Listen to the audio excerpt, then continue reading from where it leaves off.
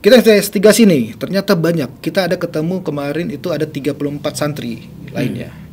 Total tuh ada 34 santri yang mengalami hal yang sama dengan tahun yang berbeda. Ada sekitar 5 orang mungkin satu angkatan sama Sofi yang sampai hari ini juga tidak menerima ijazahnya. Nah, kemudian kalau langkah hukum ini ditempuh, apakah menjadi satu langkah yang bisa memastikan turunnya ijazah kepada para... Kalau saya sih memandangnya kalau untuk ini apakah akan turun ijazah, kami kembali lagi ke Menak. Kemenak kan sebenarnya sudah menyatakan tidak ada dasarnya sekolah untuk menahan ijazah. Nah, dari dasar itulah juga kita bilang kalau sekolah menahan itu akan menjadi tindak pidana. Saya tanya ke anak saya ini, "Nong kuliah?" "Kuliah, Pak." Dia bilang kuliah, Pak. Minta bayaran untuk uang semester. Enggak ada. Saya cariin, saya utang-utangin, Pak, untuk biaya semester. Sofi direkomendasi oleh Azikri di sekolah tinggi itu. Iya. Kemudian Bapak sudah bayar? Bayaran mah tetap lancar, Pak. Bayaran ke kampus itu? Iya. Dari semester? Dari semester 1 juga. Terus di semester berapa kamu nggak tahu kalau nggak terdaftar? Semester 4 kalau nggak salah. Semester 4? Sudah jauh loh, semester 4.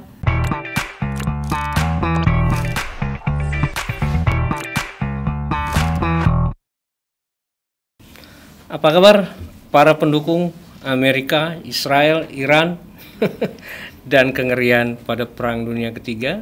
Tapi di balik dukungan-dukungan Anda sebetulnya ini sebuah bencana yang mungkin saja memberikan dampak pada kita dan semakin dekat. Tapi sahabat, kita lupakan itu karena kita tidak akan membahas itu ya. Kita akan bahas satu kepiluan kembali dalam dunia pendidikan khususnya di Banten yang kalau Anda cermati, Anda sikapi mungkin banyak keanehan.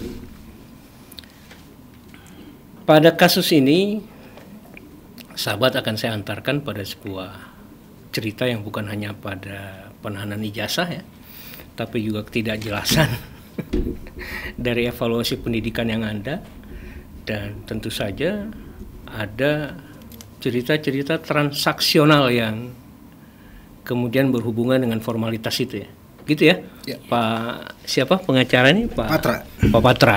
Nah, sahabat, bisa Anda bayangkan dalam dunia formalitas yang mendapatkan kepercayaan begitu tinggi di Indonesia, termasuk di Banten, tentu saja bentuk-bentuk formalitas dari sebuah jenjang pendidikan merupakan hal-hal yang dianggap sangat penting dan urgen.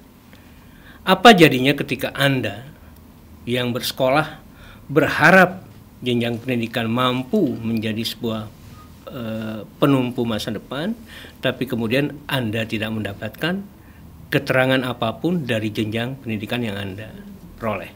Nah, tentu saja sudah hadir di studio Banten Podcast untuk kita dapatkan cerita ini, bukan hanya untuk disimak, tapi disikapi, bahkan kalau perlu didorong menjadi sebuah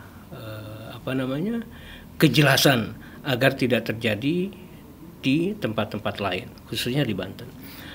Ada pengacara kita, Pak Patra. Assalamualaikum, Pak Patra. Apa kabar? Waalaikumsalam, Pak. Baik. Ini Pak Patra dari law firm apa nih? Kantor Hukum Perisai Keadilan. Perisai Keadilan. Berdiri dari tahun berapa, Pak Patra? Berdiri dari tahun 2017. 2017, sudah lama ya? Udah banyak klien. Dia akan semi-semi LBH. Gimana klien banyak dari politik atau dari pengusaha? Kita sebagian besar itu memang untuk nanganin kasus-kasus yang ada di masyarakat. Oke. Gitu, termasuk PHK, hubungan sosial lebih banyak mungkin. Jadi lebih banyak berhubungan dengan kasus-kasus yang memang masyarakat alami ya. Iya. Artinya LBH yang pro pada kepentingan masyarakat. Nah, ini untuk melegitimasi bahwa kehadiran pengacara ini menjadi sebuah instrumen yang penting dalam kasus ini, gitu. Kemudian yang kedua ada orang tua Siva, yaitu Pak Seki ya. Iya. Pak Seki, Siva ini berapa bersaudara? Sofi. Pak Sofi, Sofi ini berapa saudara Pak? 3 bersaudara. 3 bersaudara. Iya. Ini yang bungsu. Ini yang bungsu. Iya. Kakak-kakaknya udah selesai kuliah semua. Selesai Alhamdulillah kakak-kakaknya walaupun nggak kuliah sudah kerja. ya, sudah kerja semua ya. Iya. Dan Sofi ini yang bungsu. Ya. Kelahiran tahun berapa Sofi? 2004. 2004. Iya. Jadi kemarin sekolah SMP Alia ya. Alia SMP di luar, SMP di mana? di desanya. Di mana? Kalau di kampungnya. Namanya apa? Nama sekolah SMP-nya? Mataul Anwar. Mataul Anwar. Iya. Kemudian melanjutkan Mondok. Alia. mondok di Al-Zikri. Al-Zikri. Al-Zikri itu adalah pondok pesantren. Iya, pondok pesantren. Oh, Berbasis tradisional atau modern? Tradisional. Tradisional. Tapi ada sekolah formal juga di situ. Masuk tahun berapa di Al-Zikri? 2019. 2019, kemudian lulus tahun 2022. 2022. 22. Bagaimana pengalaman sekolah atau mondok di Al-Zikri? Ya, kalau dari segi pesantren ya bagus. Cuma minusnya dari segi sekolah. Minusnya kenapa? Jarang ada guru. Jarang ada guru. Ya, bisa disebut sekolah private. Maksudnya jarang ada guru gimana? Kalau ada guru, Coba bisa diceritakan nggak aktivitas sehari-harinya dari mulai jam pagi mungkin? jam pagi. Pagi jam berapa? Bangun jam 4. Jam 4 subuh. Iya. Apa aktivitasnya? Waqiah, terus waqiah nunggu azan subuh, Itu ada mentor atau guru atau ustadz? ada pengurus. Pengurus? Iya. Oke, kemudian? Setelah- Kemudian dilanjut sholat subuh, habis sholat subuh itu ngaji Quran. Iya, kemudian masih juga didampingi oleh ustadz atau guru? Ya, pengurus itu selaku ustad. Ada yang ustad, ada yang biasa pengurus doang gitu. Oke, kemudian setelah itu? Setelah itu selesai ngaji itu piket asrama. Mhm. Selesai piket asrama ada yang mandi buat siap-siap sekolah. Habis Nah, itu selesai sebelum sekolah sholat duha dulu. Oke, terus? Sekolah sampai zuhur. Habis zuhur sampai asar itu istirahat, tidur, ada yang tidur, tapi sebelum tidur ada yang makan. Nah, selama aktivitas sekolah, rata-rata berapa pelajaran sehari? 4. 4 itu gurunya beda atau Beda. beda-beda? Iya. Selalu ada gurunya? Tahun ajaran saya pertama itu masih dibilang bagus, Pak. Tahun pertama, tahun Iya. berapa? Tahun 2019 sampai 2020. Masih bagus, artinya pengurus ganti-ganti yang mendampingi, guru juga selalu lengkap. Iya. Gitu. Nah, kemudian Kan ada Covid ya, Pak ya. ya Jadi nggak sekolah ya. di tahun 2020. 20. Iya. Jadi itu sekolah cuma kayak seminggu 3 kali gitu tuh, Pak. Oke. Iya. Setelah itu kayak kurang apa ya, Pak? Sekolah itu kayak kurang komitmen gitu, Pak. Kurang disiplin. Mungkin nggak ada guru gara-gara COVID kali. Iya, bisa dibilang gitu, Pak. Nah, Bisa setelah dibilang. COVID, Sampai sekarang nggak ada.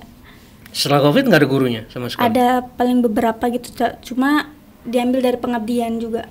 Maksudnya gimana ya? Yang ngabdi itu ada yang ngajar, ada yang enggak. Oh, dari Iya. santri yang sudah lulus ya. Iya. Oh, jadi setelah COVID di tahun 2020, 20. setelah tahun 2022, 2020 ya? Satu Iya. sudah. 2020, 2021 itu sudah mulai terasa nggak nyaman Iya. di Al-Zikri itu. Nah, yang tidak membuat nyaman itu apa? Apa ya? Peraturannya itu ya sebagai kita warga Banten ya. Di sana itu menerapkan peraturan Jawa, orang Jawa. Maksudnya? Ketat, Pak. Nggak terlalu ketat sih, cuma kan kita sebagai orang Banten nggak terlalu kuat sama peraturan orang Jawa, Pak ya. Ini orang Jawa maksudnya Jawa Serang atau Jawa kayak Jawa Timur gitu, Pak. Oh, oke. Iya. Contohnya apa? Kayak apa ya? Pokoknya di sana itu berbasis peraturan Jawa aja, Pak. Kayak dari kesehariannya itu. Kamu anggap ketat itu? Kalau saya pribadi sih enggak ya, Pak. Cuma kurang tahu ya yang lainnya. Nah, selama kamu nyantri di situ, itu kan sekolah formal. Iya, Sekolah formal atau sekolah tradisional atau pesantren tradisional? sekolah formal. Sekolah formal, Iya. artinya ada proses ujian, Iya. ada apa namanya, evaluasi terhadap proses pembelajaran yang diakhiri oleh penerimaan ijazah begitu. Nah, dari sisi itu katanya kamu nggak pernah lihat rapot, nggak pernah dapat ijazah, benar? Benar. Kenapa? Kalau boleh tahu, atau ya apa yang kamu ketahui kok nggak bisa lihat rapot, nggak dapat ijazah? Kalau ke situnya mas saya kurang tahu ya Pak, kenapa rapot itu tidak dibagikan kepada wali santri. Pernah kamu dengar-dengar kenapa? Kayaknya karena takut santri itu kabur kalau rapotnya dibagikan wali santri, terus gampang gitu Pak pindahnya. Kan sekarang mainnya data online, jadi harus rapot itu dipegang sama pihak sekolah. Jadi belum pernah dapat rapot, belum pernah dapat ijazah walaupun sudah lulus, dan SKL juga nggak dikasih Pak. surat keterangan lulus juga tidak tahu. Jadi kamu bingung nih mau lanjutin kemana? Ya bingung lah Pak, nggak ada ijazahnya. Oke. Pak Seki, ada yang ingin disampaikan dari proses apa yang disampaikan oleh Sofi? Sebetulnya ini aib bagi warga Banten sebetulnya. Cuman bagaimana saya itu sengaja menempatkan anak saya di pesantren yang katanya berbasis sekolah. Yang saya harapkan itu nanti setelah lulus dari pesantren, dia kan ngaji bisa, ilmu umum ada, kan gitu. Saya nggak muluk-muluk sebagai seorang petani, pingin punya anak, apalagi si bontot ini, si bungsu. Dia punya cita-cita cukup S1 aja kata dia itu. Saya berusaha Pak. Saya berusaha sampai katakanlah namanya petani, untuk dapat 100.000 itu harus ngumpul berapa hari tuh Pak. Sisa makan, sisa. Tapi kenyataannya setelah lulus dari Alia, saya tegur anak saya ini, nggak mau istirahat di rumah, nggak apalah di sini. Waktu pertama lulus tuh, setahun 2 tahun saya tegur, masih jawabannya itu aja. Saya nggak ngeh Pak, bahwa dalam hidup itu nanti butuh pendidikan. Salah satunya hasil dari pendidikan itu ijazah Pak. Iya. Iya. Akhirnya udahlah, saya tahan sampai sekitar bulan Ramadan tahun kemarin. Dia pulang, saya tanya, kok pulang Nong? Iya, pengen istirahat di rumah Pak. Menjelang hari raya, saya tegesin, mau balik ke pondok lagi enggak? Mau.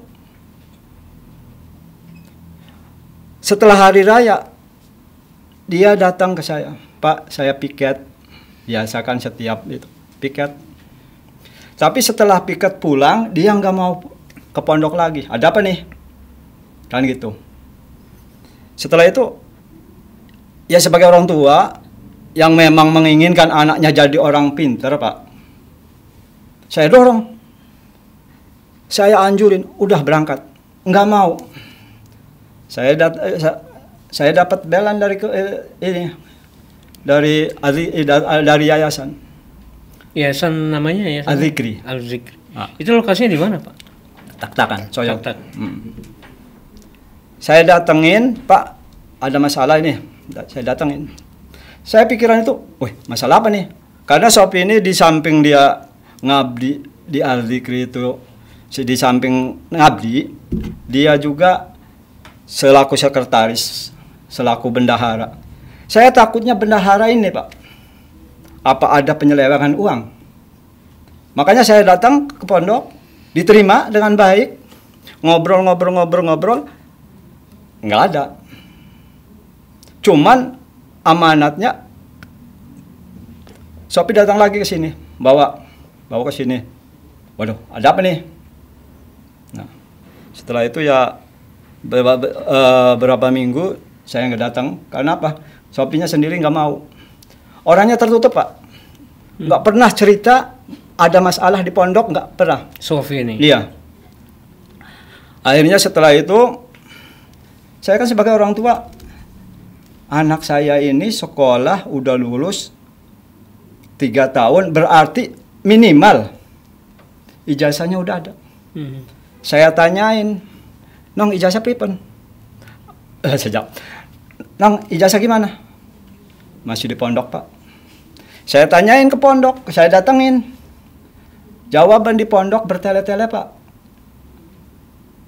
Saya datang 2 kali ke pondok itu, nggak ditemuin sama yang...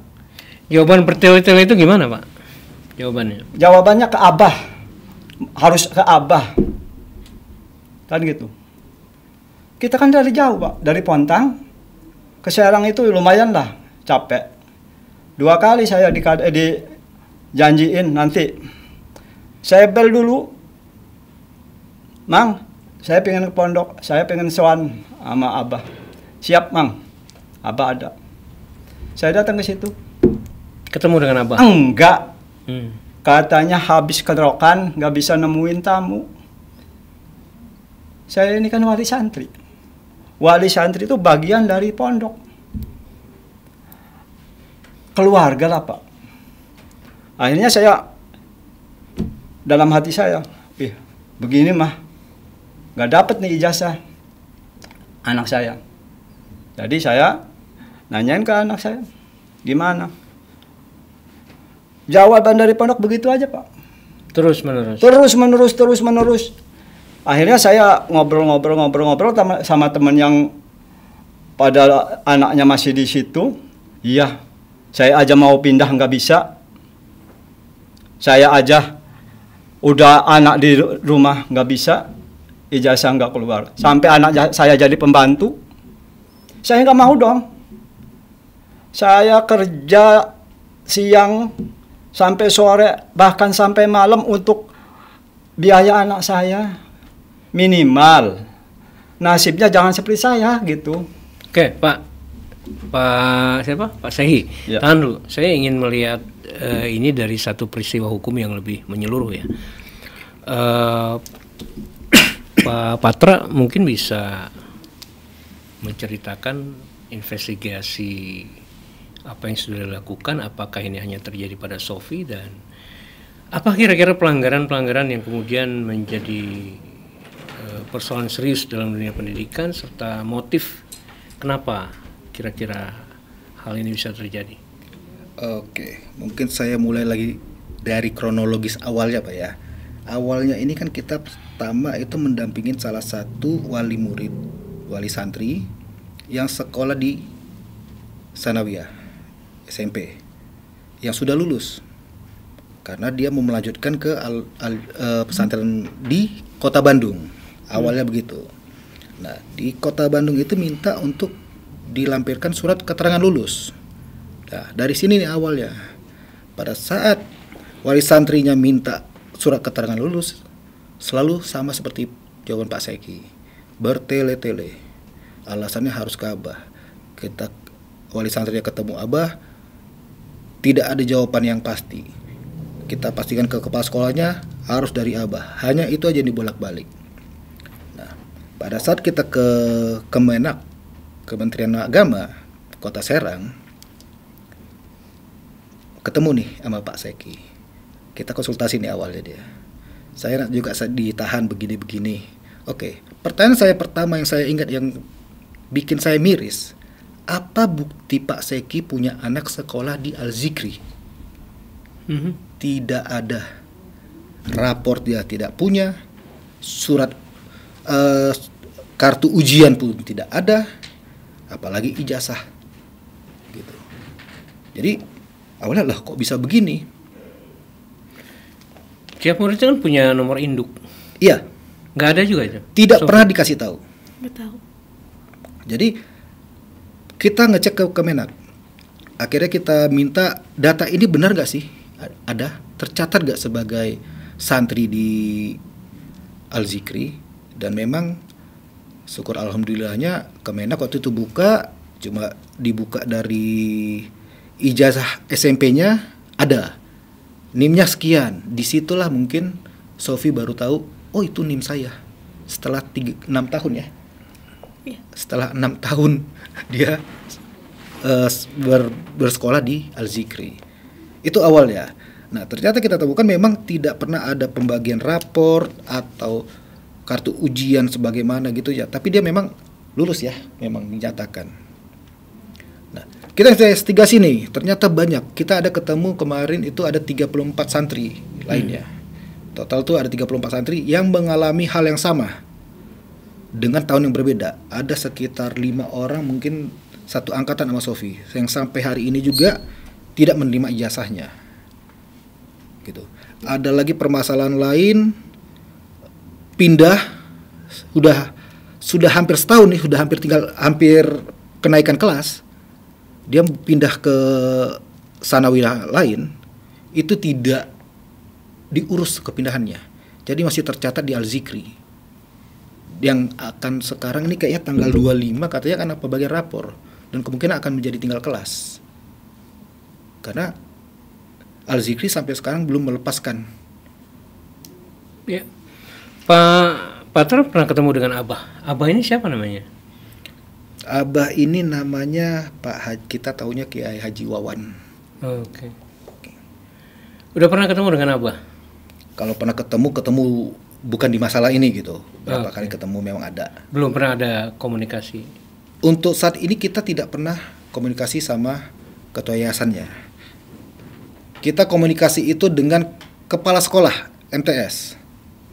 Saya lupa kemarin nama ibunya. Sunaria. Bu siapa?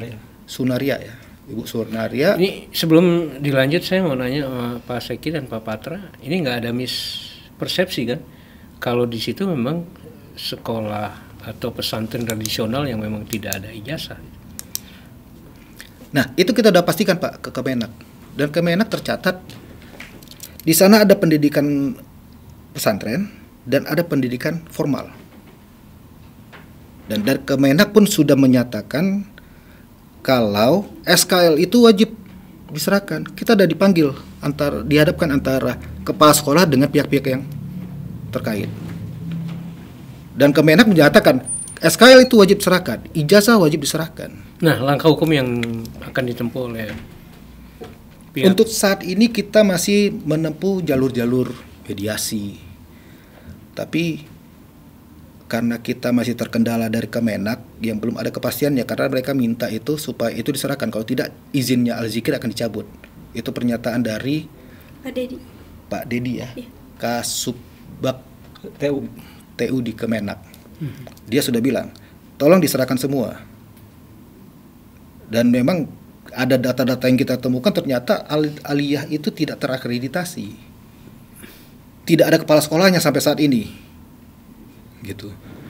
Jadi mereka masih nginduk katanya ya. Seperti itu. Nah, maksud saya apakah ada rencana somasi kemudian membawa ini ke persoalan? Langkahnya pasti. Kalau untuk langkah hukumnya kita akan somasi sekaligus ini berjalan. Langkah hukumnya kita jalankan, langkah medisnya kita jalankan. Supaya apa? Di sini banyak wali-wali santri yang anaknya itu yang harus daftar sekolah. Ini kan lagi pendaftaran.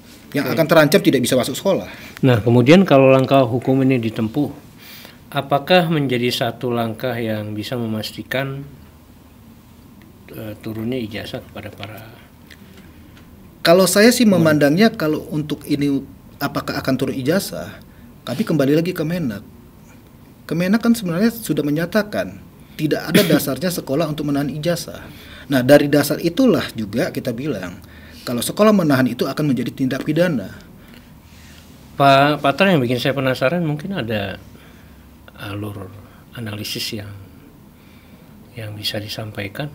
Kenapa sih ini terjadi dan ada apa dengan Al-Zikri? Saya tidak mau spekulasi juga Pak ya, karena nanti asumsi-asumsinya kita punya, tapi tidak mau dibuka juga dulu, karena kan kita masih mediasi, kita tempuh jalan baik-baik. Jadi kalau kita mau ini ada apa, kira-kira apa, itu kan masih berkira-kira. Tapi yang pasti memang kalau kami melihat Al-Zikri ini dalam birokrasinya atau apapun manajemennya itu sangat berantakan. Karena memang banyak pengakuan dari santri belajar yang nama sekolah formal itu jarang. Ternyata berkas-berkas tidak ada, dan kita dapat kemarin pengakuan dari kepala sekolah sendiri, dari awal berdiri pun tidak pernah ngasih ijazah. Berdiri tahun berapa Al-Zikri ini? Kami kurang tahu berdirinya, tapi yang kita tahu itu 2010 katanya. Kita belum tahu pasti ininya. Dan setahu Pak Patra dari semenjak berdiri kasus ini sudah ada atau baru yang kita tahun dapat 2018 katanya itu sudah tidak pernah ada kasih ijazah sama sekali. Jadi ada yang bilang ijazah itu ditumpuk di sana, nggak pernah dibagiin, gitu. Jadi kemarin kita sudah ke Menak. Ini penahanan ijazah siapa namanya? Sofi? Nunggak kali belum bayar? Enggak Pak, udah lunas. Udah lunas semua? Iya. Ada kasus yang lain yang ditahan karena nunggak juga? Kalau dibilang nunggak, yang untuk surat keterangan lulus tidak ada tunggakan. Cuman ada masalah pribadi antara ketua yayasan dengan orang tuanya, kata dia. Ada bisnis lah yang saya kurang tahu ininya. Ada yang tunggakan, tadi kita baru cek itu tunggakan, katanya itu cuma tunggakan untuk pondok pesantren, bukan untuk pendidikan formal. Karena dia cuma gara-gara denda terlambat sholat, jadi ada dendanya. Cuman itu yang belum dibayarkan, dan itu mari kita kecil lah, gitu. Jadi kalau dibilang untuk pendidikan formal ya tidak ada lagi tunggakan, gitu. Nah kemudian Pak Patra,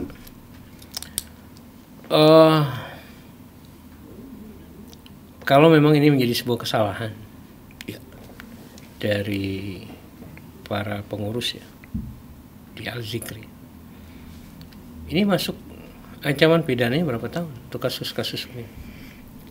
Kalau dibilang masuk ancamannya kan dia termasuk penggelapan ijazah, dan itu memang ada beberapa keputusan juga, ada aturan undang-undang menyatakan itu adalah haknya siswa selama belajar.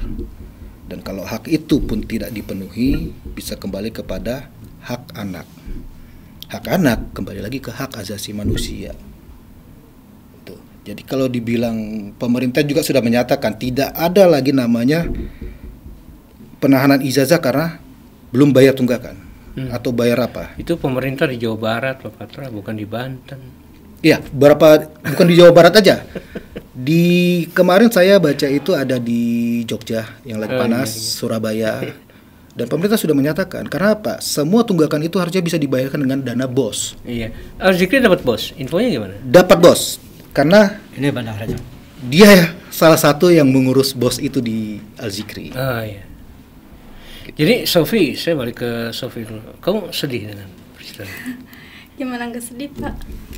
Terus rencana kamu gimana melanjutkan sekolah? Yang penting sekarang jasa dapat aja. Kamu udah pernah tanya ke abah atau ke guru atau pengurus? Sering Pak. Pernah. Apa jawaban mereka? Ya nanti diurus. Nanti diurus? Iya. Enggak ada kejelasan yang lebih. Rencananya kamu melanjutkan kemana? Pengen kuliah Pak. Pengen kuliah? Iya. Kemudian tanpa ijazah kan nggak mungkin ini kuliah. Iya. Ini ada yang aneh Pak. Apa? Buka Kembali aja, ke saya. buka aja. Saya tanya ke anak saya ini, "Nong kuliah?" "Kuliah Pak." Dia bilang kuliah Pak. Minta bayaran untuk uang semester. Enggak ada. Saya cariin, saya utang-utangin Pak. Untuk biaya semester. Siapa yang minta Sofi? Ya melalui anak saya dong. Oh, yang mintanya siapa? Pihak kampus. Pihak kampus kan. Itu bukti catatannya ayo masih ada. Pihak kampus? Iya. Kampus mana? Staisa saya didaftarkan dari Al-Zikri. Kamu didaftarkan dari Iya. Al-Zikri Iya. ke kampus? Staisa. Kampus apa? Staisa. Saisa itu di mana? Staisa itu banyak cabangnya Pak. Cuma saya di cabang Waringin Kurung. Namanya kampus? Staisa. Universitas atau sekolah tinggi? Sekolah tinggi. Sekolah tinggi. Lengkapnya apa? Sekolah tinggi? Salahuddin Al-Ayubi. Oke. Jadi kamu didaftarkan Al-Zikri ke Saisa, sekolah tinggi itu, Saisa itu. Diminta uang berapa, Pak? Kalau nominalnya saya udah lupa sih pada waktu itu. Cuman yang saya tanyakan ke Sophie juga ini, pada waktu itu, Nong, nilainya gimana? Orang saya tanyain ke kampus juga, saya nggak terdaftar katanya. Jadi yang minta uang untuk kuliah di situ itu dari Al-Zikri? Dari kampus, Pak. Dari kampus. Dari kampus? Cuman ditanyain ke kampus, nggak terdaftar. Iya. Ini apa? Permainan apa gitu? Sekalian saya buka Coba aja. saya ulang dulu. Sophie direkomendasi oleh Al-Zikri Iya. di sekolah tinggi itu. Iya. Kemudian Bapak sudah bayar? Bayaran mah tetap lancar, Pak. Dari Bayaran awal ke kampus itu? Iya. Dari semester? Dari semester 1 juga. Terus di semester berapa kamu nggak tahu kalau nggak terdaftar? Semester 4 kalau nggak salah. Semester 4? Sudah jauh loh, semester 4. Ngambil jurusan apa? PAI. Oh, saya ini masih belum bisa mencerna. Jadi gini Pak, mungkin saya agak buka dikit. Jadi Sophie ini bisa masuk kuliah karena dibantu sama Al-Zikri yang mendaftarkan. Kan sebenarnya kalau kita pertanyakan, kok ijazahnya aja belum dikasih, kok kampus mau terima? SKL aja dia tidak pernah terima. Nah, dia daftarkan melalui Al-Zikri, makanya dia bisa kuliah. Udah pernah tanya ya? Iya. Bagaimana Pak, apakah saya sudah didaftar? Udah, nanti semua diurus. Dia kuliah tiap hari apa? Tiap hari Minggu. Kuliah tiap hari Minggu. Tapi dia tidak pernah punya NIM. Dia tidak pernah menerima transkrip nilai. Gitu. Tapi bayar, ada bukti bayarnya. Ada bukti sampai sekarang? Ada. Nah, cuman yang kita bilang itu kan bentuknya kwitansi aja. Nah, ini yang masih kita lagi dalamin, gitu. Tapi bagaimana cara masuk itu, apakah resmi, kita belum tahu. Masih kita jajakin dulu. Tapi yang pasti Al-Zikri yang merekomendasikan supaya masuk ke sana. Tahu direkomendasi Al-Zikri gimana? Soalnya teman-teman saya di sana, Pak. Angkatan saya. Dan semuanya posisinya sekarang gimana? Nggak terdaftar atau pada keluar? Kayaknya saya doang sama teman saya yang satu. Soalnya kalau terdaftar takut kabur gitu, Pak. Saya nggak. Ini lebih rumit dari urusan Ukraina sama Rusia ini. Benar. Dan satu lagi, Sophie ini sampai sekarang ini belum pernah tanda tangan ijazah atau cap jari. 3 tahun makanya. 3 tahun? Jadi yang kami bingungkan bagaimana Kemenak mengawasinya seperti itu. Pertanyaan saya saking pusing. Bapak kenapa bisa terjebak di situ? Apa yang Bapak membuat Saya itu tertarik masuk di sana? Awalnya saya percaya ke teman. Teman waktu SMA, dia merekomendasiin, udah masukin sana aja, bagus. Awalnya saya bangga, nilai tangan saya bangga, masuk Al-Zikri itu bangga, karena 3 bulan saya lihat perkembangan baca kitab, amil jurumiyah itu udah lancar. Sampai sekarang? Itu awalnya. Setelah tahu kayak gini, bukan menyesal lagi, Pak. Kalau bisa diulang, waktu diulang, saya masukin ke yang lebih ini, ke pondok yang tradisional aja, udahlah. Sekolah di luar gitu maksudnya. Sophie, angkatanmu ada berapa orang? Ada 12 kalau nggak salah. 12? Iya. Cuman 12 santri?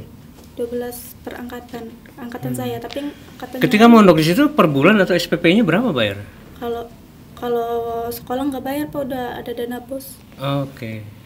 Kalau pondok bayar, pas angkatan saya itu 300 Per bulan. apa aja fasilitas? 300? Listrik sama uang makan Makan sehari 3 kali? 2. 2 kali? Iya. Benar dikasih makan? Bener. Oke. Terus Bapak ke depan mau gimana nih menyikapi Sophie udah gak bisa daftar sekolah, kuliah? Yang penting saya mah ijazah anak saya dikeluarin dari Al-Zikri. Kalau enggak dikeluarin dari Al-Zikri, ya dikeluarin dari yang yang melaksanakan ujian. Karena Al-Dikri hanya nginduk aja. Saya khawatir Pak Patra kalau ijazahnya dikeluarin juga jangan-jangan tidak legitimate lagi. Kalau dari Kemenak menyatakan itu sebenarnya sudah ada, Pak. Okay. Jadi belangkonya juga ada keluar. Nomor ijazah sama nama itu sudah ada terdatanya. Cuma belum diisi aja. Itu dari Kemenak. Selama 3 tahun. Selama 3 tahun. Jadi mungkin Sofi juga sendiri pernah lihat tumpukan. Pernah lihat Sofi? Ijazah itu nggak pernah dibagikan. Jadi kalau dibilang legitimnya, Kemenak sudah menyatakan itu semua sah. Ada kok mereka lulus. Cuma mereka tidak dikasih tahu kan ada SKL, ada apa, tidak pernah. Oke, ini kita masih mendalami juga dengan Kemenak gitu. Pak Patra, Pak Seki dan Sofi, kita dibatasi waktu. Oke. Saya berharap bahwa perbincangan kali ini memang didengar oleh pemerintah, terutama penguasa sekarang.